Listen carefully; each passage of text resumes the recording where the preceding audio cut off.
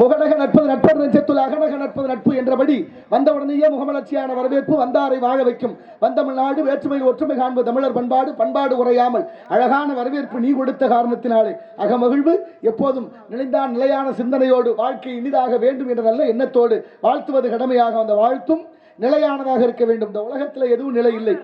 சூரியன், சந்திரன், பூமி, கோள்கள் அனைத்தும் நிலை இல்லையா, எல்லாம் அழிவுக்குள்ளானதுதானா, எப்போதுமே அழிவு. ஆனா எது நிலையானது? தர்மமும் இறைவனும் நிலையானது. இன்னைக்கு சிவன் கோயிலுக்கு போனா 2 நந்தி இருக்கு. ஒன்னு கொடிமரத்துக்கிட்ட ஒரு நந்தி, அடுத்து சிவலிங்கத்துக்கு முன்னால ஒரு நந்தி. ஒன்னு அதிகார நந்தி, ஒன்னு தர்ம நந்தி. ஒன்னு மால் விடை, ஒன்னு தர்ம விடை. அப்படிப்பட்ட 2 விடையின் கண் இறைவன் ஆரோகணிப்பான். அப்படி உலகம் பிரளயப்படி மனுநீதி சாஸ்திரப்படி உலகம் தண்ணியால அழியணும், கடல் தண்ணியால அழியணும். அப்படி அழிந்து போகிற பொழுது நிலையாக இறைவன் இருப்பான். அந்த இறைவனுடைய திருவருளாலே நிலையானது தர்மம், அதுபோல நிலையானது தமிழ்.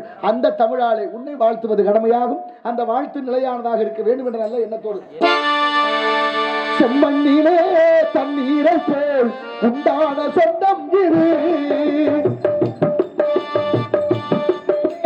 நன்னீரை போல் உண்டான சொந்தம் இது, சிந்தாமணி ஜோதியை போல் உருவான பந்தம் இது,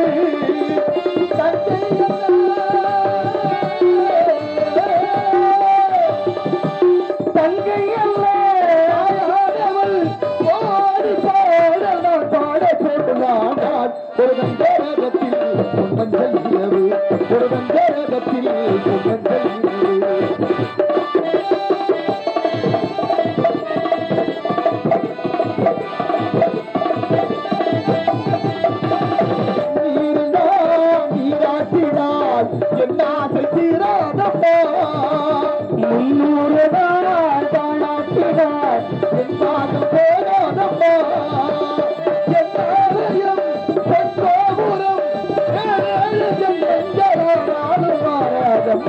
ஒரு வங்கரத்தில் பொன்னங்கள் இளவு, ஒரு வங்கரத்தில் பொன்னங்கள் இளவு.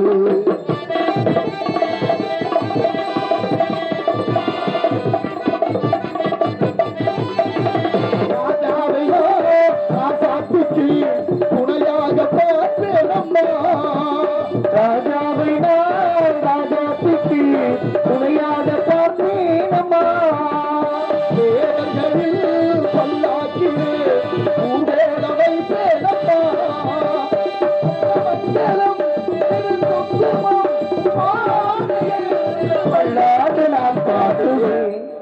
வையத்துள் வாழ்வாங்கு வாழ்பவன் வானுரையும் தெய்வத்துள் வைக்கப்படும் என்பார் திருவள்ளுவர். வையத்துள் வாழ்வாங்கு வாழ்பவன் வானுரையும் தெய்வ நிலை அடையலாமா. கோளில் குறியில் குணமிழவே என்புலத்தான் தாளை வணங்கா தலையினர். இறைவனுக்கு 8 குணங்கள் இருக்கான். தாளை வணங்கா தலை, வேக சிந்தாமணி சொல்லுது சிவனடி, அதாவது திருப்பதி மிதியா பாதம், சிவனடி வணங்கா சென்னி, இறப்பவர் கீயா கைகள், இனிய சொல் கேளாதவன் காது, புறப்பவர் தங்கள் கண்ணில் பொழிதரா சாகா தேகம், இருப்பினும் பயனில்லை காற்றில் எரித்தாலும் பயனில்லை என்பது சொல்லுது. என்ன அர்த்தம்? பிறந்து விட்டோம், அதெல்லாம் அரிதான பிறவி. அவையார் சொன்னது அரிதறிது மாநிலர் ஆறுதல் அரிதினார். அப்படிப்பட்ட அரிதான பிறவியாக மனித பிறவி எடுத்து விட்டார். திருப்பதி மிதியாதவன் பாதம். திருப்பதி அப்படின்னா திருப்பதிக்கு போய் சொல்லல, பொதுவா திருப்பதிகள் என்றால் கோயில் ஸ்தலங்களை மிதிக்கணும். சிவனடி வணங்கா சென்னி, இறைவனுடைய திருவடியை வணங்காதவனுடைய தலை. சென்னின்னா தலை. இன்னைக்கு சென்னிமலைன்னு ஒரு இருக்கா, மலைகளுக்கெல்லாம் தலையாய மலை, அதனாலதான் சென்னிமலைன்னு ஒரு பேர். சென்னிமலை வேலனுக்கு சேர்ந்த கொம்பு 2 உண்டு அப்படின்னு ஒரு கவிஞர் பாடுறாரு. இருக்கியா? அப்ப இங்க என்ன திருப்பதி மிதியா பாத, சிவனடி வணங்கா சென்னி, இறப்பவர் கீயா கைகள் அப்படின்னா என்ன அர்த்தம்? ஐயா அப்படின்னு கை நீட்டினா கொடுக்காம இருக்க கூடாது, ஏதாவது கொடுக்கணும். ஈதல் இசைப்பட வாழ்தல் அது வல்லது ஊதியம் இல்லை உயிர்க்கு அப்படின்னா அந்த உயிருக்கு ஒரு ஊதியம் இருக்கு. அதுக்கு என்ன ஊதியம்? ஒருத்தருக்கு கொடுக்கறதுனால கிடைக்கக்கூடிய ஊதியம். அதுதான் இந்த உயிரை காப்பாத்துமா. அதான் தர்மம் தலை காக்கும், தக்க சமயத்தில் உயிர் காக்கும் அப்படின்னாங்க. அதனால திருப்பதி மிதியா பாத, சிவனடி வணங்கா சென்னி, இருப்பவர் கீயா கைகள், இனிய சொல் கேளாத காது, நல்ல சொற்களை கேட்கக்கூடிய காதா இருக்கணும். செவி செல்வம், செல்வத்துள் செல்வம், செல்வம் அச்செல்வம் செல்வத்தில் எல்லாம் தலையினாங்க. செவிங்கிற பேரு எல்லா பகுதியிலும் இருக்கு. சிறந்த உறுப்பா இந்த காது, இந்த 5 புலன்கள்லயே. ஏன்னா காது சென்று பற்றும் கருவி இல்ல, நின்று பற்றும் கருவி. கண்ணு சென்று பற்றும் கருவி. கண்ணு இங்க இருந்து அங்க பார்த்து சொல்ல, அங்க வர்றது ஆனா பெண்ணா ஆடா மாடான்னு பார்த்து சொல்றது கண்ணு. காது வந்து விழுந்தா கேட்கிற திறனை உடையது. அதனாலதான் செவி செல்வம்னு வச்சார்கள். செல்வத்திலே சிறந்த செல்வமா. அப்ப என்ன, நல்ல விஷயங்களை கேட்கறதுக்கு இந்த காது இடம் கொடுக்கணும். அப்ப நல்ல சொல்ல கேட்கறதுக்காக இருக்கிற இந்த காதுகள் தான் உலகத்திலே சிறந்த செல்வம். கற்றலை விட கேட்டல் தானே நின்றுருந்தாங்க. ஆனாலும் கற்றிருக்க வேண்டும். சொல்லும் போது காதால் உணர்வது, அந்த கேட்டு தெரிஞ்சுக்கிறது பெரிய விஷயம். எல்லாமே முக்கியம். அது எதுக்கு தன்மை கூடன்னு நம்ம பார்க்கிறோம். இலக்கணத்துல நிறைய விஷயங்கள் இருக்கு. அப்படி பார்க்கிற பொழுது இனிய சொல் கேளாதவன் காது, புறப்பவர் தங்கள் கண்ணில் பொழிதரா சாகா தேகம். அப்படின்னா என்ன அர்த்தம்? ஒருத்தர் துயரப்படுறாரு, ஒரு தொந்தரவு படுறாரு, இல்ல அடிச்சு வழி தாங்காம துடிக்கிறாருன்னா அப்ப அதை பார்த்துட்டு நம்ம கண்ணுல கண்ணீர் வரணுமா? புறப்பவர் தங்கள் கண்ணில். அப்ப சொல்றாருல ஐயா ஞான சம்பந்தர் சொல்ற, எவ்வுயிரும் தம்முயிர் போல் பேதமுறா நடனமிடுன்னு பாடுறாரு. எல்லா உயிரும் நம்ம உயிரா நினைக்கணுமா? அதனாலதான் இன்னொருத்தர் சொன்னாரு, வாடிய பயிரை கண்டபோதெல்லாம் வாடி. வள்ளலார் அருட்பெருஞ்சோதி அருட்பெருஞ்சோதி தனிப்பெருங்கருணை அருட்பெருஞ்சோதி. இந்த நாட்டுக்கு மக்களுக்கு ஏதாவது ஒண்ணு பண்ணிக்கிட்டே இருக்கணும். எவன் எக்கேடு கேட்டு போனா அப்படி நினைக்க கூடாது. எண்ணம் இருக்கக்கூடாது. என்ன இருந்தாலே தவறு. நமக்கு வேணுங்கிறதையே நினைச்சோம்னா மற்றவர்கள் அதுக்கு ஒரு கதையே இருக்கு, நான் அப்புறம் சொல்றேன். அப்படின்னா இப்படி எல்லாம் அந்த கவிகள் நமக்கு சொல்லு. புறப்போர் தங்கள் கண்ணில் பொழுதரா சாகா தேகம், இருப்புன்னு என்ன எரிச்சாலும் பலன் இல்லையா காட்டுல. அப்படி பயனுள்ளதாக வாழ விடு.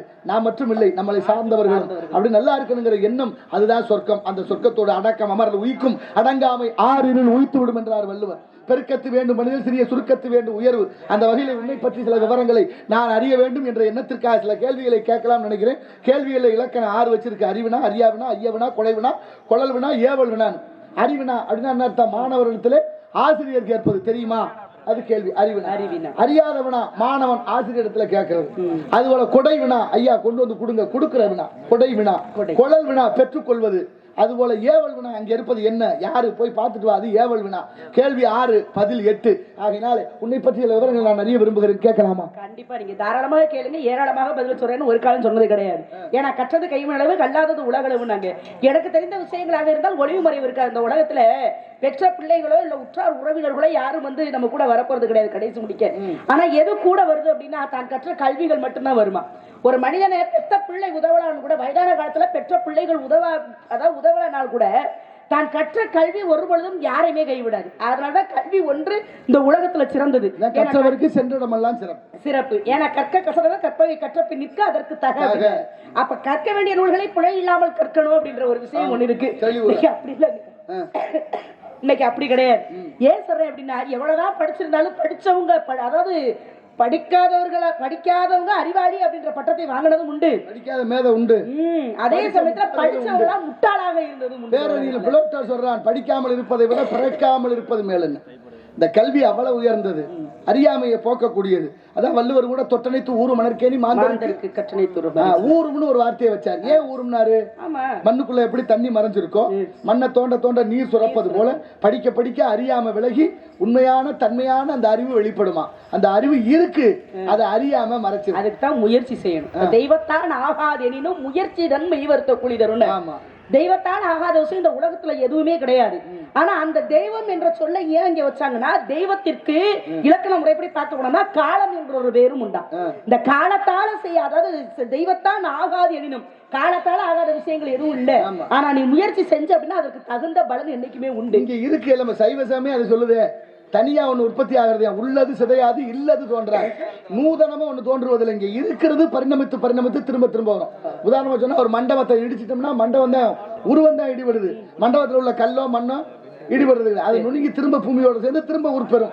அது திரும்ப திரும்ப பரிணாம வளர்ச்சி பெறுவதற்கு பேர் தான் உள்ளது சிதையாது, இல்லது தோன்றாது. சத்காரியவாதம் சைவ சமயமே அதைத்தான் சொல்லும். ஆக இந்த உலகத்துல எது நிலை பெறணும்? நம்ம செய்த பாவம் புண்ணியம் தான் கூடவே வருது. வாரியார் சுவாமிகள் அதை சொல்லுவாங்க. ஒருத்தர் மேடையில் சொற்பொழிவு பண்ணிக்கிட்டு இருக்காரு. ஐயா வாரியார் சுவாமிகள் மேடையில் சொற்பொழிவு பண்ணிக்கிட்டு இருக்கிற போது, கடவுள் எங்கும் இருக்கிறார், தூணிலும் இருப்பார், துரும்பிலும் இருப்பார், உன்னிலும் இருப்பார், எண்ணிலும் இருப்பார். மாமா அப்பர் பாடினது போல, நாவுக்கரசர் பாடினது போல, மனத்தகத்தான் வாக்கில் உள்ளான் தலைமேலான் எண்ணுகிற எண்ணத்தில் இறைவன் இருக்கிறான்னு சொன்னது போல சொன்னோன்னு ஒருத்தர் பெரிய பணக்காரர் வந்து கேட்டாராம், ஏன் சாமி கடவுள் தான் எங்க இருக்கிறாருங்கிறியா, அப்புறம் கோயில் இருக்கு கும்பாபிஷேகம் இருக்குன்னு கேட்டுட்டார். கடவுள் தான் எங்க இருக்கிறார்ல, அப்புறம் அதுக்கு கோயில், அப்புறம் அதுக்கு கும்பாபிஷேகம். ஐயா ரொம்ப பொறுமையா சொன்னார். ஒன்றும் பிரச்சனை, உங்களுக்கு விளக்கம் சொல்ற இருங்கன்னு சொல்லிட்டு கூட வந்த உதவியாளர் அனுப்பி அவர் வந்து இறங்கின. அந்த மாதிரி மகிழுந்து நிக்குது. மகிழுந்துல 4 சக்கரம் இருக்கா, 4 சக்கரத்துல இருக்கிற காத்தை பிடிங்கி விட சொல்லிட்டாரு. காத்து பிடிங்கி விட்டோன்னே அவர் பதறி போனார். ஐயா நான் வீட்டுக்கு போகணும், எப்படி போறது, காத்தை பிடிங்கி விட்டீல. காத்து எல்லா இடத்துலயும் இருக்குல்ல, காத்து எல்லா இடத்துலயும் இருக்குல்ல, அப்புறம் தான் போக வேண்டியதானே, அப்புறம் நீ அடைச்சு வைக்கிறேன்னு. காத்து இல்லைன்னா வண்டி ஓடாது, கடவுள் இல்லைன்னா உலகம் இயங்காது. எல்லா இடத்துலயும் இருக்கிறாரு. கோயிலுக்குள்ள இருந்தா தான் அது தன்மை அந்த பச்சம் அங்க கும்பிடணுங்கிற ஒரு வழக்கம் வச்சேன். ஏன் கோயிலுக்குள்ள இருந்தா கோயிலுக்கு போகணும்னா குளிக்கணும்னு தோணுது, வீட்டுக்குள்ள சாமி இருந்தா சுத்தமா இருந்தா தான் போகணும்னு தோணுது. ஒரு குப்பை குளங்கள்ல மனசு சுத்தமா இருக்கணும். ஏன்னா ஒரு அழுக்கான துணியை இல்ல கட்டிக்கிட்டு எங்க இருந்துடலாம், சுத்தமான துணியை கட்டிட்டு அழுக்கான இடத்துல உட்கார மாட்டோம். ஏன் துணி அழுக்கா போயிடும். ஒரு குப்பை குளங்கள்ல உட்கார அனுமதிக்காத இந்த மனசு சுத்தம் இல்லைன்னா எப்படி இறைவன் இருப்பான்னு கேட்டார். அப்ப இறைவன் சின்ன ஒரு விஷயம், ஒரு பிள்ளைகிட்ட ஒரு தண்ணீர் கேட்டாரு, தண்ணீர் வேணும் கொண்டு வா அப்படின்னாரு. இறைவன் எங்க இருக்கிறார், இறைவனை கும்பிடுவதற்காக ஏன் நம்ம ஆலயத்துக்கு போறோம் அப்படின்ற விஷயத்த அந்த பிள்ளை எழுப்புது. எனக்கு கொஞ்சம் நீர் கொண்டு வா, தண்ணீர் கொண்டு வா அப்படின்றாரு. போன பிள்ளை கொஞ்சம் செம்புல தண்ணீர் கொண்டாந்து கொடுத்தாரு, கொடுத்துச்சு. நான் தண்ணி தான் கேட்டேன், இதுல எனக்கு வேணா போ அப்படின்னு அனுப்புறாரு. சரி, நான் அந்த பிள்ளை இல்லைங்க நான் தண்ணி தான் கொண்டு வந்திருக்கேன், நீங்க குடிங்க அப்படின்னாரு. தண்ணி கொண்டு வர்றதுக்கு ஒரு பாத்திரம் தேவைப்படுது. அப்ப அந்த பாத்திரம் இருந்தா தான் தண்ணீர் இங்க நிரம்புது, இல்லைன்னா அந்த தண்ணீர் எடுக்க முடியாது. கடவுள் எங்க இருக்கிறாருன்னு கேட்டேன். அது போலதாங்க இறைவன் என்பவர் ஏன் அந்த ஆலயத்துல குடியிருக்கணும் அப்படின்றதுக்கு ஒரு விளக்கத்தையும் அழகான முறையில அந்த வாத்தியார் சொன்னார். நிறைய இருக்கு இந்த மாதிரி காரணங்களும் கதைகளும் நமக்கு சொல்லப்பட்டிருக்கிறது. அதை கடைபிடிக்கணும். சிவன் கோயிலுக்கு போனா கை தட்டுறது மாதிரி ஒரு வழிபாடு இருக்கு, அதெல்லாம் செய்யக்கூடாது. அதுல நம்ம ஆளுக போனோம் நந்தி காதுல போய் ரொம்ப ரகசியம் எல்லாம் சொல்றது, நந்தியை தொடவே கூடாது. இறைவனுக்கு தெரியாதா நம்ம யாருன்னு நினைப்பேன். இத்தனை வருஷம் ஆச்சு, இவ்வளவு வயசாச்சு, இது வரைக்கும் நீ என்னது ஜாதிச்சா, இனிமே நீ ஒண்ணு என்னது ஜாதிக்க போற தெரியாதா? நம்ம ஆளு நட்சத்திரம் பூரா எழுதி, குடும்பத்தில் இருக்கிற எல்லாரும் பேர் நட்சத்திரத்தையும் எழுதி, எல்லாரும் பேரையும் எழுதி, அதுல ராசி எல்லாத்தையும் கொண்டு அந்த அந்தனத்தை கொடுத்து ஐயத்தை கொடுத்து யார் பேருக்கு அர்ச்சனை அப்படின்னா அவர்கிட்ட சொல்றது ஒரே படிப்படியா வரிசையா. நான் எல்லாம் போனா அது செய்யறதுல சாமி பேருக்கு அர்ச்சனை. அவர் நிலமோடு இருந்தா அவருக்கு சொல்றீங்கல்ல. இப்ப நான் கேட்கிறேன், இறைவனுடைய பேர் மனிதர்களுக்கு தெரியாதா? ஏன் இன்னைக்கு ஸ்ரீராம ஜெயம்னு எத்தனையோ முறை எழுதுறாங்களே, அது ஏன் எழுதணும்? பேருக்கு ஒரு வலிமை இருக்குமா, அதனாலதான் எழுதப்படுது. வரலாற்று சான்றுடைய அங்க இறந்துட்டாரு யாருன்னு கேட்டா யாரும் சொல்றான், பேரத்தான் சொல்றோம். இன்னார் மகன் இன்னாருன்னு பேர் சொல்லணும்ல. பிறக்கும் போது பேர் இல்ல, இறக்கும் போது பேர் இருக்கு. அதனாலதான் இருந்தாலும் இறந்தாலும் பேர் சொல்ல வேண்டும் போல யார் என்று ஊர் சொல்ல. அப்ப அந்த பேருக்கு ஒரு வலிமை இருக்கு. அதனாலதான் அந்த பேரை அப்படி வச்சா. கடவுள் பேரை வச்சோம் குழந்தைகளுக்கு. ஏன் கடவுள் பேரை சொல்லும் போது கடவுளை கூப்பிடுறது மாதிரியே இருக்கும். அந்த அதுக்கான ஒரு அனுக்கிரகம் கிடைக்கும். ரொம்ப வேண்டாம், ஒருத்தரை ரொம்ப நம்பி இருக்கிறோம், அவர் ரொம்ப நாளா நம்மளை நினைக்கிறாரா நினைக்கிறான்னு நமக்கு தெரியல. இப்ப இருக்க அலைபேசி காலத்துல என்ன அண்ணன் ஒரு நாள் கூட நம்மளை கூப்பிட காணும் பேச காணும் நினைச்சு பாருங்க, அன்னைக்குன்னு அவர் கூப்பிட்டுருவாரு. இந்த எண்ணத்துக்கு வலிமை இருக்கு. இது நடக்குது இல்ல, நேரடியாவே நடக்கிற விஷயங்கள் இருக்குல்ல. நினைக்கும் பொழுது அது இன்னொருத்தவங்க மூலியமா அது பிரதிபலிக்குது. இறைவன் ஒரு மூலமா நமக்கு நல்ல உதவிகளை செய்யறார். அதனால ஒருத்தரை பார்த்தோன்னே அண்ணன் கடவுள் மாதிரி வந்தீங்க, தெய்வம் மாதிரி வந்து எனக்கு ஒரு உதவி பண்ணிடுற. அப்ப தெய்வத்தால் ஆகாத முயற்சித்தன் மெய்வர்த்த கூலி. கடவுளாதான் சொன்ன ஏழையின் சிரிப்பில் இறைவனை காணலாம்னார் ஒருத்தர். நீங்க ரொம்ப வேண்டாம், நீங்க நிறைய உதவிகள். ஒருத்தர் என்ன பண்றாரு, 2 பேரும் மாலை போட்டு இந்த பழனிக்கு போகலான்னு கிளம்புனாங்க. பழனிக்கு பாத யாத்திரை போறது ஒரு ஆத்து குளிக்கிறதுக்கு இறங்குவாங்கல்ல, காவடி இறக்கி வச்சுட்டு அப்படி குளிக்க போற இடத்துல அந்த தண்ணி ஓடுறதுல மீன் நிறைய போயிட்டே இருந்துச்சு. ஒருத்தர் பார்த்தாரு, நல்ல மீனா இருக்கே, எப்படியாவது சமைச்சா அப்படின்னு 2 மீனை பிடிச்சி சமைக்க ஆரம்பிச்சேன். கூட போன என்னடா அப்படி இருந்து வந்தாலும் இதை போய் சாப்பிட்டு இருக்கேன், இது நல்லாவா இருக்கு, சாமி ஏத்துக்கிறமா, உனக்கு முறையா இது அப்படின்னு திட்டிவிட்டு அவர் கிளம்பி போயிட்டே இருந்தார். போனவர் சும்மா ஆகாம இந்த பைய பார்த்த வேலை மீனை பிடிச்சி தின்னுக்கிட்டு இருக்கேன், கோயிலுக்கு வந்துட்டோம்னு சொல்லிட்டு எவ்வளவு பெரிய தப்புன்னு நினைச்சுக்கிட்டே போயிட்டு இருக்காரு. இவர் வந்தாரு, மீனை பிடிச்சாரு, குழம்பு வச்சாரு, சாப்பிட்டாரு, முடிச்சு கை கால் சுத்தம் பண்ணாரு, குளிச்சாரு, போயிட்டே இருக்காரு. மேல போயாச்சு. போனதுக்கு அப்புறம் கேட்கிறாரு, டேய் நீ முன்ன பெரிய தப்பு, அந்த மீனை பிடிச்சி சாப்பிடலாமா? டேய் நான் சாப்பிட்டு விட்டுட்டு வந்துட்டேன், அங்கே நீ ஏன்டா தூக்கிட்டு இங்கே வரைக்கும். அது மாதிரி சில விஷயங்கள் மனதுல இருக்கு. ஒரு மன தூய்மை இருக்கு, உடலுக்கு ஒரு தூய்மை. இறைவன் வந்து ஆடை அணிகலன்களை விரும்புறது கிடையாது. அப்ப ஆடை சுத்தம், உடல் சுத்தம், இது மட்டும் இருந்து பத்தாதுங்க. உள்ளம் என்பது முதல்ல சுத்தமா இருக்கணும்.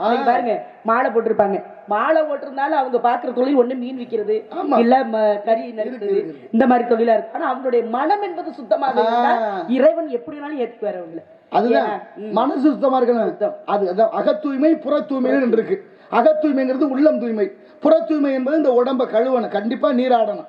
குளித்தல் என்பது தலையோட குளிச்சா தான் குளிக்கிறது. இன்னும் சில பேர் வேட்டியாவது தலையில கட்டிட்டு குளிக்கிற ஆளுகள் எல்லாம் இருக்க நாட்டுல. ஒரு வாரத்துக்கு குளிக்காத ஆளுகள் எல்லாம் இருக்கு, பாத்துருக்கீங்களா இல்லையா? அப்படி இருக்கக்கூடாது. ஞானிகள் தான் அப்படி குளிக்காம இருப்பாங்க. இருந்தாலும் உங்களுக்கு செவ்வாது மணக்குமா. அப்படி இருந்தவர் யாருன்னா மௌன சுவாமிகள். அதெல்லாம் நிறைய கதைகள் இருக்கு. அப்ப குளிக்கணும், குளிச்சுட்டு சுத்தமான திருநீர் அணியணும். நீரில்லா நெற்றி வாழ்னு ஒரு பேர் இருக்கு. அது மாதிரி இல்லாம இந்த திருநீருக்கு ஒரு மகத்துவம் இருக்கு. ஆலயம் தொழுவது சாலவன்ங்கிற மாதிரி பக்தி மனதோடு நல்ல சுத்தமா இருக்கணும். மனசை அழுக்கா வச்சுக்கிட்டு இறைவனை வழிபட்டால் அது பலிதம் ஆகாது. ஒருத்தர் பெரிய பக்திமான், என்னை விட நாட்டுல இந்த ஊர்ல பக்தி செலுத்துறதுக்கு கடவுளை கும்பிடுறதுக்கு ஆள் இல்லைங்கிற மாதிரி ஒருத்தர். எந்த நேரமும் விபூதி, எந்த நேரமும் காவி உடையோட அருமையா பக்தியா இருப்பாரு. ஒரு நாள் கோயிலுக்கு போலான்னு கிளம்புறாரு. ரொம்ப தூரம் ஒரு கோயில், இப்ப திருச்செந்தூர் போகணும் நினைக்கிறாருன்னு வச்சுக்கோங்க, உதாரணம் சொல்றேன். போற போது என்ன பண்றாரு, செருப்பு போட்டுக்கிட்டே நடந்தவர் செருப்பு அருந்து போச்சு. அருந்து போன செருப்பை தைக்க கொடுக்கலான்னு அந்த செருப்பு தைக்கிறவர்கிட்ட கொண்டே கொடுத்தாரு. அவர் தச்சுக்கிட்டே கேட்டாரு, ஐயா பக்திமானே எந்த ஊர் கிளம்பிட்டு போய் கோயிலுக்கு போற மாதிரி இருக்கு. ஆமா தம்பி, நான் ஊர் கோயிலுக்கு சாமி கும்பிட போறேன். அப்படியா போறது போறீங்க, கோவிச்சுக்காம நான் கொஞ்சம் உண்டியல்ல சில்லறை காசு போட்டு வச்சிருக்கேன், என்னால போக முடியல, என் சார்பா அதை உண்டியல்ல போட்டு வந்துருங்கன்னு கொடுக்க.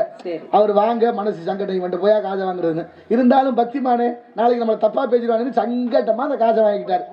வாங்கிட்டு நேரா கோயிலுக்கு போனாரு, சாமியை கும்பிட்டாரு. சுத்திட்டு வந்து இவர் என்ன பண்றாரு, அந்த செருப்பு தைக்கிறேன் கொடுத்து விட்டேன் உனக்கு போடுறேன் அப்படின்னு சொல்லி சாமியை சொல்லி உள்ள போட்டாரு. உண்டியல்ல போட்டார்ல, உண்டியல்ல இருந்து ஒரு கை கொண்டாந்து ஒரு தங்க வளையல கொடுக்குது. ஒரு தங்க வளையல வாங்கினாரு. வாங்கிட்டு நேரா வீட்டுக்கு வந்தவரு, ஆசை யார விட்டுச்சு, இதை கொண்டு அவனுக்கா தெரிய போகுது, அவன்கிட்ட ஏன் நம்ம கொடுக்குறோம் அப்படின்னு நேரா கொண்டு வந்து பொண்டாட்டிக்கிட்ட மனைவிட்ட கொடுத்தார். மனைவிட்ட கொடுத்தோன்னா அந்த அம்மா கொஞ்சம் யோசனை கூடி, ஐயா வளையல் தங்கமா இருக்கு, நம்ம வச்சிருந்து என்ன பண்ண போறோம், மன்னன்ட்ட கொடுங்க, மன்னன்ட்ட கொடுத்தா காசு கொடுப்பாரு, அதை வாங்கிட்டு நம்ம நல்லா இருக்கலாம்னு மனைவி ஒரு யோசனையை சொன்னான். நேரா அரண்மனைக்கு போய் மன்னரை பார்த்து, மன்னா இந்த வளையல் எனக்கு கிடைச்சிச்சு, இதை வச்சுக்கிட்டு ஏதாவது பொற்காட்சி ஏதாவது கொடுங்கன்னு கேட்க. அவர் அதுக்கான சன்மானத்தை கொடுத்துட்டாரு. வளையலை வாங்கின மன்னர் நேரா அரண்மனையில் அந்த புறத்துக்கு போய் மனைவி ராணி கிட்ட கொடுத்தான். ராணி வாங்கி பார்த்தா, ராணி அவ்வளவு பெரிய யோசனைக்காரியா, ராணி பார்த்தா உடனே மன்னருக்கு ஒரு யோசனை சொன்னார். மன்னா, வளையல்ங்கிறது ஒத்த வளவியா இருக்காது, சோடியாத்தான் இருக்கும். ஒரு வளையல கொடுத்துட்டு போயிருக்கேன்னா ஒரு வளையல வச்சுக்கிட்டு கொடுத்துருக்கேன், அவனை வர சொல்லி வளைய கொண்டாட சொல்லுங்கன்ட்டான். சிக்கல் எங்க ஆரம்பிக்குது பாருங்க. அந்த ஆளு அவனுக்கு கொடுத்தவனுக்கு கொடுக்காம கொண்டே கொடுக்கணும்னு நினைச்சேன், அவர் மூலமா சிக்கல் வருது. மன்னர் கூப்பிட்டாரு, வந்தேன், இங்க வாயா, நீ கொண்டு வந்து ஒரு வளையல் தான் வந்திருக்கு, அதுக்கு ஜோடி வளையல் ஒன்று இருக்கணும், அதை கொண்டுக்கிட்டு வான்னு. அந்த ஆளுக்கு ஒன்றும் புரியல, நம்ம கொடுத்தது ஒன்று தானே கிடைச்சி, நம்ம எப்படி எங்கே போய் கேட்கறது. இப்போ செருப்பு தைக்கிற தொழிலாளிகிட்ட போய் கேட்க மறுத்தேன், கொடுக்க மறுத்துட்டு கொண்டு வந்தது. இப்போ இறைவன் என்ன பண்றேன், அவர்கிட்டே போக வச்சுட்டேன். இப்போ சங்கடத்தோட போறேன். இப்போ போய் ஏற்கனவே ஒரு வளையல் வந்துச்சு, அப்படி கேட்கல, அதுனா உண்மையை ஒரு சொல்றதுன்னு அர்த்தம். இப்போ உண்மையை சொல்லாம நான் கோயிலுக்கு போறையா, கொஞ்சம் காசு இருந்தா கொடு, மறுதரம் கொண்டு போய் போட்டுவாருன்னு சொல்ல. இப்போ அவரு ஒண்ணுமே சொல்லல. ஐயா அப்படின்னு அந்த ஏற்கனவே எடுத்தார்ல காசு வச்சிருந்த உண்டியல், அதுக்குள்ள கையை விட்டு இருந்து சில்லறை காசு எடுத்தாரு. அது சில்லறை காசா வரல, அங்க இருந்து ஒரு வளையல் வந்துச்சு. இப்ப கேக்குறாரு, என்ன காசு எடுக்கிறேன் வளையல் வருது. இவன் திகைச்சு போனேன். உண்மை அதுதான், நீ கொடுத்த காசை உண்டியல்ல போடும்போது ஒரு வளையல் வந்துச்சு, அதை உனக்கிட்ட கொடுக்காம நான் மறைச்சிட்டு என் மனைவிட்ட கொடுத்தேன். என் மனைவி மன்னர்கிட்ட கொடுக்க சொல்லி சொன்னா, நான் கொண்டே கொடுத்துட்டு அந்த காசை வாங்கினேன். மன்னர் அவர் மனைவிட்ட கொடுத்தா அவ சொன்னா வளையல் ஒன்னா இருக்காது, ரெண்டு தான் இருக்கணும், ஜோடியாத்தான் இருக்கணும், அதனால இந்த வாங்கிட்டு வான்னு சொன்னாரு. அதனால பார்த்தா நான் உன்கிட்ட கேட்கறதுக்கு சங்கடப்படுத்திதான் காசை கேட்டேன். இறைவன் எப்படி லீலை புரிகிறான். இப்ப பக்திமான் நான் இல்ல, நீ தான் பக்தி. வேலையா இருந்தாலும் உண்மையான பக்தியோடு இருந்தவன் நீ, அதனால உன்னைத்தான் இந்த உலகம் போற்றும் என்று வளையலுக்கு தீர்ப்பு கிடைச்சது ஒருவர். இப்ப தீர்ப்பு இல்லங்க, இறைவனிடத்தில் மட்டும் கிடையாது, ஒரு கார் சிலம்புக்காக தீர்ப்பு கிடைச்சதுதான் பாண்டிய நாடு அப்படின்னு சொல்லி பாண்டியன் சொல்லி மன்னனை கோபமாக கேட்டதும் உங்களுக்கு நல்லா தெரிஞ்ச விஷயம். இன்னொன்னு பாருங்க, மாங்கனி திருவிழா நடக்குது இன்னைக்கு காரைக்கால்ல. சிவபெருமான் ஆடிய திருவிளையாடு இன்னைக்கு 2 மாங்கனி கிடைச்சிச்சு அப்படின்னா அது காரைக்கால் அம்மையாருடைய பக்தி. இப்ப எல்லாத்துக்கும் ஒரு சிறப்பு உண்டு. இன்னைக்கு பாருங்க, கண்ணப்பன் என்று சொல்லக்கூடியவன், திண்ணன் என்று சொல்லக்கூடியவன், ஒரு வேடுவ குலத்தில் பிறந்த 6 நாட்களில் முக்தி அடைந்தவன் அப்படின்னா அந்த திண்ணன் தான். அந்த திண்ணனுக்கு தான் கண்ணப்பன் என்ற பெயரையே சிவபெருமான் சொல்றாரு. காரணம், கண்தானம் கொடுத்தது அன்னைக்கு அவர் தான், அந்த கண்ணை தானமாக கொடுத்தவன். அப்ப ஒவ்வொரு தெய்வங்களுக்காக ஒருத்தவங்க ஒவ்வொரு பொருளை கொடுத்திருக்காங்க இல்லையா, அதனாலதான் அவங்களால் ஆட்கொள்ளப்படுறார், தெய்வத்தினால் அவங்களாம் ஆட்கொள்ளப்படுறாங்கன்ற விஷயம் உங்களுக்கு தெரியும். இதெல்லாம் முன் ஜென்ம வரலாறுகள் ஒன்னு சொல்லிக்கிட்டே வர்றோம். பெரிய புராணம் உருவாவதற்கு ஒரு காரணம் இருந்தது, அதுபோல பெரிய புராணத்துல வர்ற கதைகளுக்கு ஒரு காரணம் இருந்தது. இன்னைக்கு பட்டணத்து செட்டியார்னு கூப்பிடுறவர் யாருன்னா குபேரன்.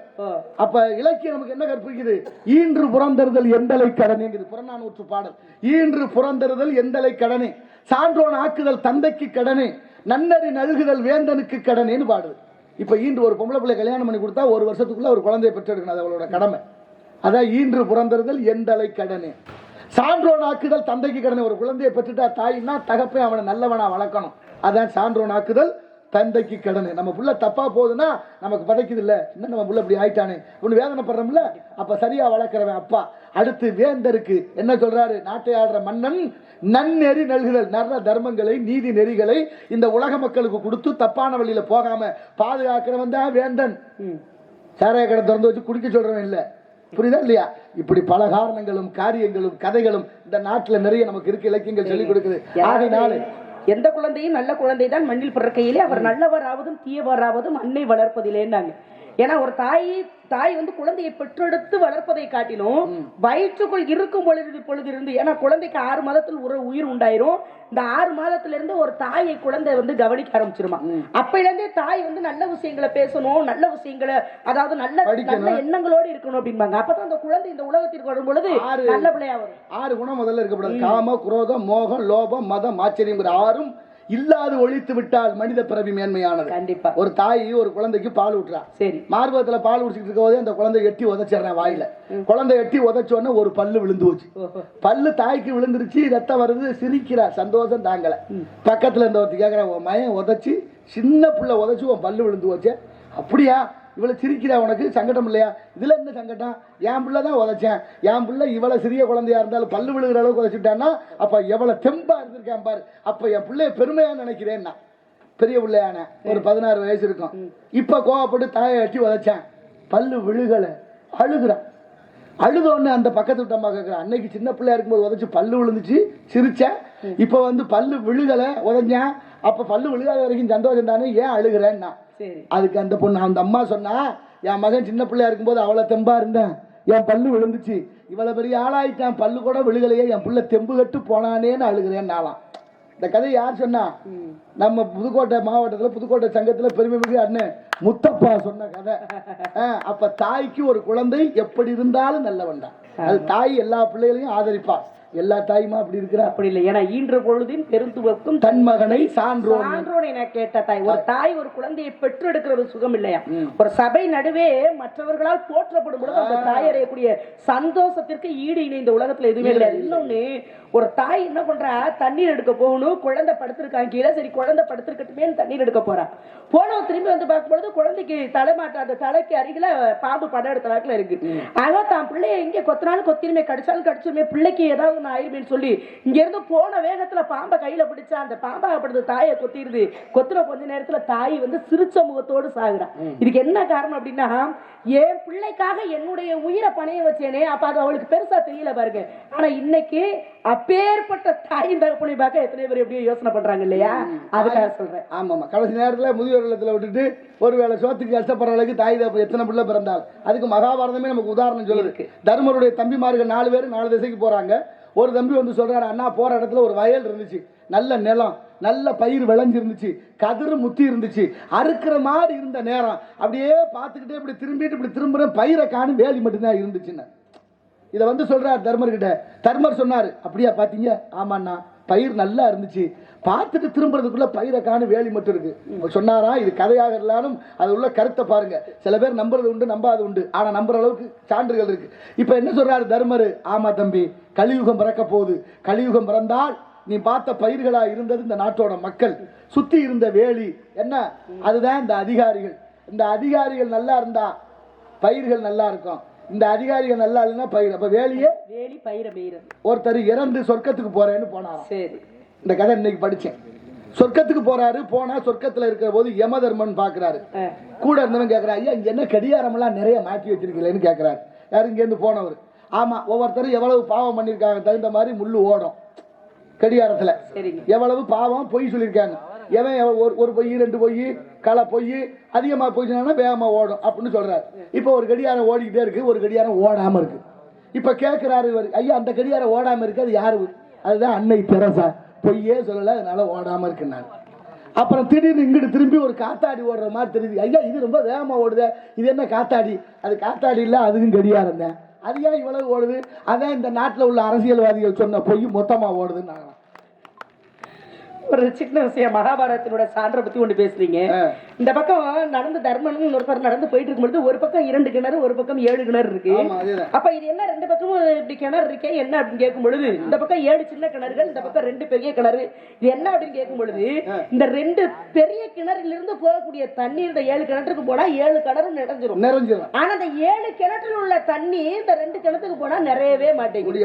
இந்த அப்ப இந்த 2 கிணறு யாரு, இந்த 7 கிணறுன்றது யாரு? தர்மர் கிட்ட கேக்குறாங்க. அப்ப என்ன அப்படின்றது உங்களுக்கு தெரியும். நான் கேக்குறேன், ஓட்ட பானை இல்ல, அதை சொல்லிடுவான். 2 கிணறும் தாயும் தந்தையும், 7 கிணறும் பிள்ளைகள். தாய் தகப்ப எத்தனை பிள்ளை பெற்றாலும் பிச்சை எடுத்தாலும் காப்பாத்தினாங்க ஒரு நேரம். இன்னைக்கு அந்த குடும்பம் இருக்கு. ஆனா 7 புள்ள இல்ல 20 புள்ள பிறந்தாலும் தாய் தகப்பன நீ பாரு நான் பாருன்னு போட்டி ஓட்டு தெருவில் விடுற காலம் வரும்னு சொன்னார். கண்டிப்பா அதுதான் அந்த கதை உணர்வு. ஆனா இன்னொன்னு இருக்கு. சரி, ஆனா சன்னலா இருக்கக்கூடிய ஓட்டையில நிறைய ஓட்டை நிரம்பிய பானைக்குள்ள தண்ணியை நிறுத்தணும்னா என்ன செய்யணும்? பெரிய தொட்டியில தண்ணியை போட்டு நிரப்பிட்டு அதுக்குள்ள பானையை அமைக்க வச்சோம்னா தண்ணி அதுக்குள்ள நிற்கும். வெளியில எடுத்தா ஊத்தும். புரியுதா இல்லையா? ரொம்ப வேண்டாம். கடல்ல கல்ல போட்டா மிதக்குமா? எப்படி மிதக்கும்? அமுங்கதான் செய்யும். ஆனா மிதக்க வைக்கணும். எப்படி மிதக்க வைக்கணும்? படகுங்கிற தோணியினுடைய துணையை பற்றணும். அதுல வச்சா மிதக்கும். அதனாலதான் பெரியாரை துணைக்கொள் அப்படி பெரியவர்களுடைய உதவி வேணும்னு வள்ளுவரை சொல்றார். இருக்கட்டும், பரவாயில்ல. அதனால உன்னை பற்றிய விவரங்களுக்கு தாராளமா கேளுங்கிற காரணத்தினால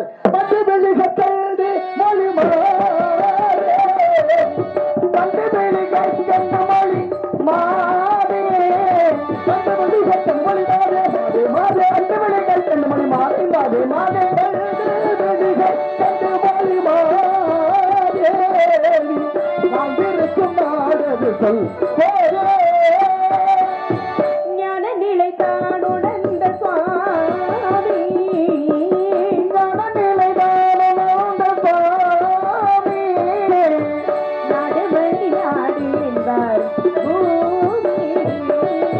கடல் மொழி மின்னலிடமாதே, கடல் மொழி மின்னலிடமாதே, தாய் தந்தை பெயர் சொல் இப்போதே தந்தை பெயர் தாய் தந்தை மொழி என்றார் தொண்டை நாடு நிலம் குறிஞ்சி அமைத்திருப்பது வரன் பேசுவது தமிழ் வணங்குவது புகழ் 3 எழுத்து கூட்டம் வந்த வினையும் வருகின்ற வல்வினையும் கந்தன் என்று சொல்ல கலங்குமே என்று பாடினார். முருகன் குமரன் குகன் என்று மொழிந்து உருகும் செயல் தந்து உணர்வென்றெழிய பொறு புங்கவரும் புவியும் பரவும் குரு புங்கவ என்குண பஞ்சரனை உருவாய் அருவாய் உளதாய் இளதாய் மறுவாய் மலராய் மணியாய் ஒளியாய் கருவாய் உயிராய் கதியாய் விதியாய் குருவாய் வருவாய் அருள்வாய் குகனே என்று அருணகிரியாருக்கு அருள் கொடுத்த வள்ளல் பெருமான் அந்த முருகனுடைய திருவருளாலே வேள்விமலை சாரல் காவலுக்கு வந்திருக்கிறார். காக்க முடியுமோ? காக்க முடியுன்ற நம்பிக்கை எல்லாருக்கும் இருக்கு. பூமி சுழலுவதுமே நம்பிக்கை. ஆனாலும் பாரு நிலை இல்லை. இப்ப என்ன செய்யணும்? நம்ம எதிர்மறையா சிந்திக்கிறது, நேர்மறையா சிந்திக்கிறது இல்லை. எதிர்மறையா நடந்து போறோம், கல்லுல காலை இடிச்சிரும். நம்ம என்ன சொல்லுவோம்? கல்லதான் தட்டுவோம். கல்லு இடிச்சிருச்சு, எனக்கு கல்ல வந்து இடிச்சிச்சு இல்லையே. நம்ம நடந்து போறோம், காலில் முள்ளு குத்திரும்.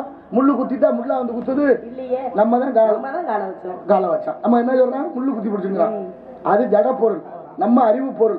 ஆனாலும் நம்ம சிந்தனை காது கேட்காது. இழுத்து விட்டுருச்சா? என்ன அவசரம்? காது கேட்காது. காது கேட்காதவர்கள் காது கேட்கறதுக்கு ஒரு கருவி மாற்றம். காது கேட்கிற கருவி அதுக்கு ஆங்கிலத்துல மிஷின். இந்த காது கேட்கிற கருவியை காதுல மாட்டிக்கிட்டு வந்தா என்ன காதுல வச்சிருந்தீங்க? செவிட்டு மிஷின். மிஷின் செவிடா, அவன் செவிடா? காது செவிடா, அதுக்காக சொல்லு. ஆனா சொல்றது என்ன சொல்றான்? செவிட்டு மிஷின் தான். அதனால இப்படி எல்லாம் விஷயங்களும் காரியங்களும் காரணங்கள் நிறைய இருக்கு. அதனால இங்க காக்கும் பெண்களுக்குரிய பருவங்கள் 7 அடைந்திருக்கும் பருவம் ஆடிப்பட்டு காற்றுள்ள போதே பருவத்தை பெரிய விஷயடா பெருமாள் பேர ஒரு விசேஷத்தை இங்க நடத்தலாம்னு பாக்குறேன். என்னத்த அப்படி என்ன பண்ண போறீங்க நீங்க? வரலாற்றுல இடம் போய் என்னென்னமோ பண்ணிட்டு வந்துட்டு கடைசியில பூலோகத்துக்கு வந்திருக்கீங்களா? அப்ப இங்க ஏற்கனவே போயிருக்கீங்க. இங்க நான் மட்டும் இல்ல, அத்தனை பேரும் பூலோகத்துக்கு வரத்தான் விருப்பப்படுறாங்க. அதுலயும் தமிழ்நாட்டுக்கு வரத்தான் விருப்பப்படுறாங்க. ஏன்னா தமிழ்நாட்டுலதான் எல்லாத்தையும் அடையலாம்னு நினைக்கிறேன். அதுலயும் ஏமாளிகள் அதிகமா இருக்கிறதா நினைச்சுக்கிட்டு இருக்காங்க. ஒரு நாள் இல்ல ஒரு நாள் ஒரு எழுச்சி ஏற்படும். அந்த எழுச்சியின் காரணமாக எல்லாம் தலைகீழ் மாற்றம் ஏற்படும். அதனால நான் எதுக்கு வந்தேன்? அதர்மத்தை தலைமுக்க விடக்கூடாது, அதர்மத்தை தாழ்த்தி தர்மத்தை நிலைநாட்ட வந்தேன். என்ன அப்படி என்ன அதர்மம் நடக்குது? எல்லாமே தர்மமா தான் நடக்குது. இருக்கா? இங்க தர்மத்தின் வாழ்வு தன்மை சூது கம்பும் சொல்லிருக்காங்க இல்ல. சில விஷயம் அறியாமையே இருக்குல்ல, ஒரு விழிப்பு ஏற்படுத்தணும்ல. அதனால இந்த இடத்துல பருவ காலத்தை நீ பாழாக்காமல் இருக்க வேண்டும். அதனால ஒரு விசேஷம்னா என்ன அர்த்தம்? என்ன விசேஷம்? தோரணம் கட்டியாச்சுன்னா காரணம் என்னன்னு காட்டுவோம். அப்படி ஒரு காரண காரியமா எல்லா சொல்லும் பொருள் குறித்தனவே என்பது தொல்காப்பியம் சொல்லுதுமா. அதனால உனக்கு ஒரு மாப்பிள்ளை பார்த்து வந்தேன். நீங்களா? எங்க அப்பா எனக்கு ஏகப்பட்ட சந்தோஷம். இது வரைக்கும் என் அண்ணன் தம்பி 7 பேரும் எரும மாடு மாதிரி இருக்காங்க. அவங்களுக்கு கூட இல்ல சொல்றேன், அந்த மாதிரி வளர்ந்து இருக்கிறாங்க. அவங்களுக்கு கூட அந்த எண்ணம் இல்ல. என்னை வளர்த்து ஆளாக்கியது நம்பித்தலைவரும் நங்கை மோகினி. அவங்களுக்கு கூட அந்த எண்ணம் இல்ல. ஆனா நீங்க 14 உலகங்களையும் சுற்றி வரக்கூடிய நாகர் மகிழ்ச்சி என் மேல இறக்கப்பட்டு மாப்பிள்ளை பார்த்து வந்திருக்கீங்க. மாப்பிள்ளை யாரு சுவாமி? இறக்கப்படுறது ஒரு பக்கம், சரி, இறங்குதல் ஒரு பக்கம், அது வேற. ஒரு என்ன செய்யறது? அது மேல அதாவது அப்படி ஒரு எண்ணம் இருக்குல்ல, ஏதாவது உன்னை செய்யணுங்கிறது. இந்த இடத்துல உனக்கு செய்ய வேண்டிய நேர காலம் வந்துருச்சு. நான் ஒரு துணை காரணம் தான். அப்படியா? ஆமா, தண்டக்காரனும் துணைக்காரனும் சொல்றாங்கல்ல. மாப்பிள்ளை தானே? ஆமா. வேற எதுவும் இல்ல. வேற என்ன? மாப்பிள்ளையா இருந்தா கட்டிக்கிறதுக்கு உடனே சம்மந்தம் கொடுப்பேன். அவர் பேரு, ஊரு, எருமை மாடு மாதிரி இருக்காங்கன்னு சொன்னீங்கல்ல. சில இடங்கள்ல இப்ப பெண்கள் பற்றாக்குறை ஆயிடுச்சான் உலகத்துல. ஒரு கணக்கு எடுக்கிற போது இப்ப எருமை மாட்டுக்கும் பசு மாட்டுக்கு என்ன வித்தியாசம்? எருமை மாட்டு கருப்பா இருக்கு, பசு மாடு வெள்ளையா இருக்கு. அப்படி சொல்லக்கூடாது. எருமை மாட்டு பால் அடர்த்தியா இருக்கும், குடிச்சா மந்தம் உண்டாகும்.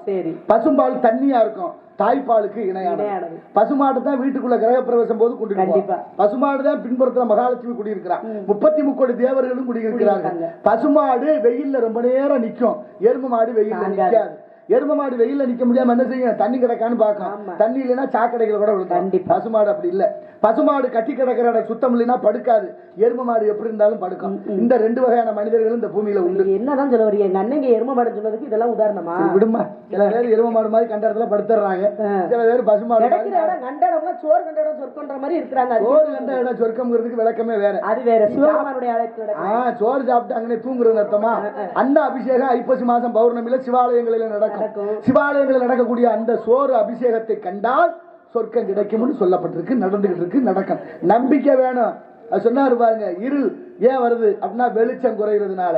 வெளிச்சம் குறையினால இருள் வருது, வெப்பம் குறையிறதுனால குளிர்ச்சி வருது. நம்பிக்கை இல்லாததுனாலதான் சாத்தான் என்று எண்ணுகிறோம். இறைவனை நம்பினார். எனக்கு இந்த இடத்துல நிறைய நம்பிக்கை இருக்கு, நான் காவல் நல்லபடியா. அதனால மாப்பிள்ளை பேர் பற்றி சொன்னது மாதிரி இந்த இடத்துல மாப்பிள்ளை யார் தெரியுமா? சொல்றேன் பாருங்க, எப்படி சொல்றேன். 2 வேலவா படி வேலவா வந்து நின்ற வேலவா,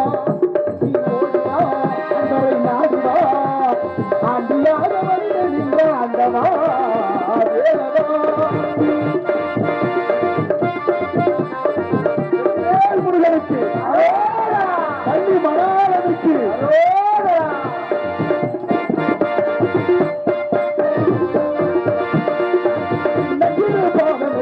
ஆடிவா ஆடிவா, பாடம் எடுத்து ஆடிவா ஆடிவா, வேலுடனே ஓடிவா ஓடிவா, நினைப்பவரை நாடிவா நினைப்பவரை நாடிவா ஓடிவா வேலவா வேலவா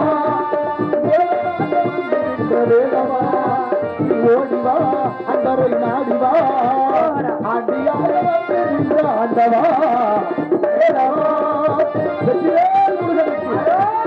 நன்றி மணாளனுக்கு.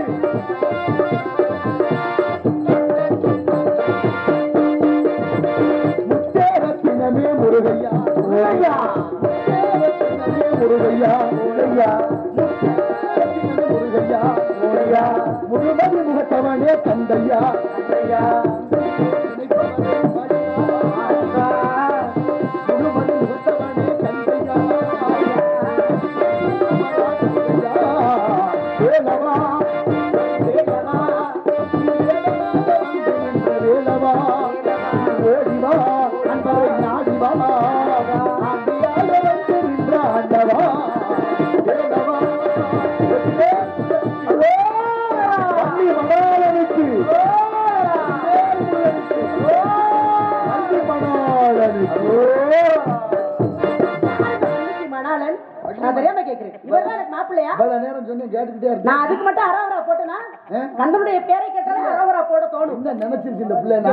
நம்ம மனதிலே வச்சிருக்கிற ஆளை சொல்லிட்டாரு அப்படின்னு ஒரு சந்தோஷம். அப்படி நினைக்கிறேன்.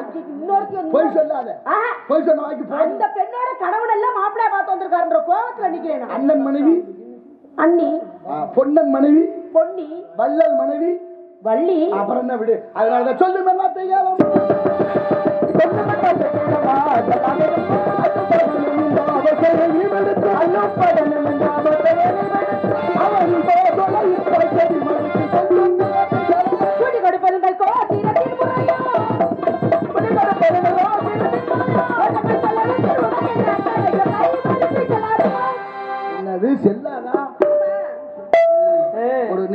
ஒரு நிகழ்ச்சி பார்த்தேன். என்ன பாத்திய? சோப்பு கம்பெனிக்காரன், சோப்பு தொழிற்சாலை விளம்பரம். சரி, எல்லாத்துலயும் சோப்புன்னு போட்டிருக்கோம். ஹமாம்னு ஒரு சோப்பு இருக்கா, சோப்புன்னு போட்டுக்க மாட்டாங்க. சோப்புன்னா அது சோப்பு இல்ல. சோப்பு இல்லாத ஒண்ணு சோப்புன்னு நினைச்சு இந்த மக்கள் வாங்கி குளிக்குது. இத ஒருத்தர் பேசுறாரு.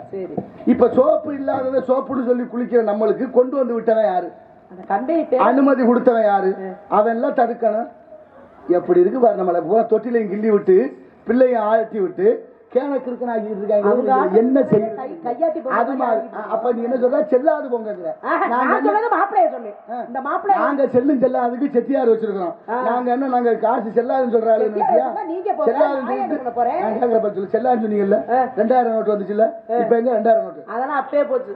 இன்னும் உங்க கூத்து இதெல்லாம் நியாயம் பேசுறீங்க. இன்று பொழுது அஸ்தமனமாவதற்குள் அந்த சிக்கல் சிங்கார வேளவனை வர செய்து உன்னை திருமணம் செய்து கொடுக்காவிட்டால் எங்கே நாடகம் அல்ல, அடித்திருப்பது பிரமபுட்சம் அல்ல. சத்தியம் சத்தியம் சத்தியம். கோவம் இருக்கிறதுல குணம். ஆமா ஆமா, குணத்தை கண்டாரு. கந்த பெருமானே, உமையும் எண்ணி அனுதினமும் பூஜித்து வரும் நான் உமை விரைவில் அடைவதற்காகவே நாரிய மகிழ்ச்சி நம்ம பாரு பேசினேன். மன்னித்து விரைவில் வந்து என்னை திருமணம் முடிவாயாக. அரோகரா.